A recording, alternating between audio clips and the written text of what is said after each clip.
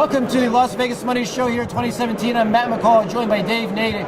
He's the CEO of ETF.com. Thanks for joining me, Dave. I'm glad to be here. So let's talk a little bit about these smart beta ETFs, because you see articles in the journal, people talking more and more about it. What does it really mean? Well, the definition is half the problem here. It's become this sort of umbrella label for anything that's not plain vanilla indexing. And in our shop, we tend to think of anything that's tracking a factor, whether that could be something traditional like growth and value, or it could be momentum, quality, low volatility.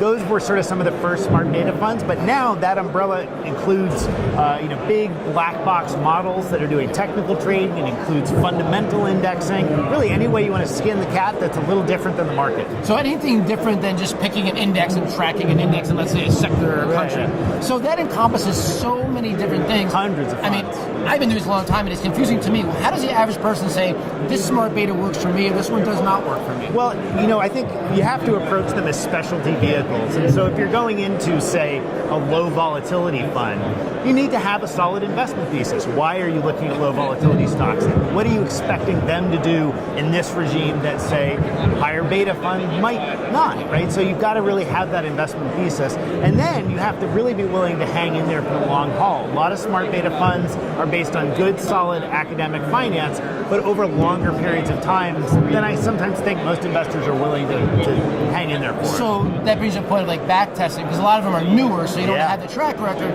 Is it okay to look at what they show you as far as back testing results? I feel like every ETF I look at like this, they always beat the index. Like, how does everybody always beat the index? Well, Vanguard did a great study looking at the day these funds launch versus the back tests. And lo and behold, in many cases, once the real money starts following these strategies, some of that outperformance goes away. But that doesn't mean that there aren't exceptions. There are ways to get particularly risk protection. A lot of these smart beta strategies really will outperform in down markets more than they're going to beat up markets, right? It's very hard to beat a bull market. Yeah, more hedging, I guess, to hedge your portfolio. So last question then, fees. Because a lot of these charge high fees, you mentioned a couple don't, but is that at what point do you say this is just too much?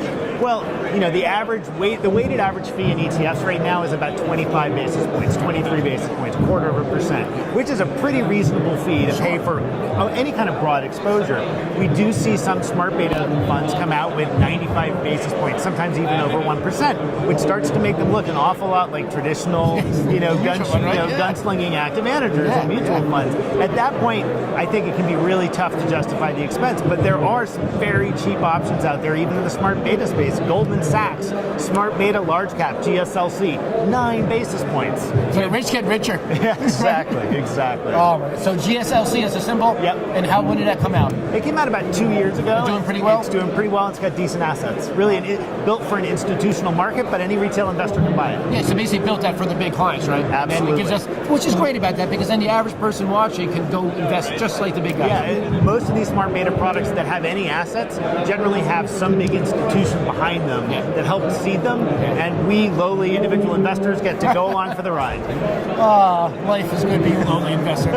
Dave Nadig, CEO, ETF.com. Thanks for joining me. Thanks for having me.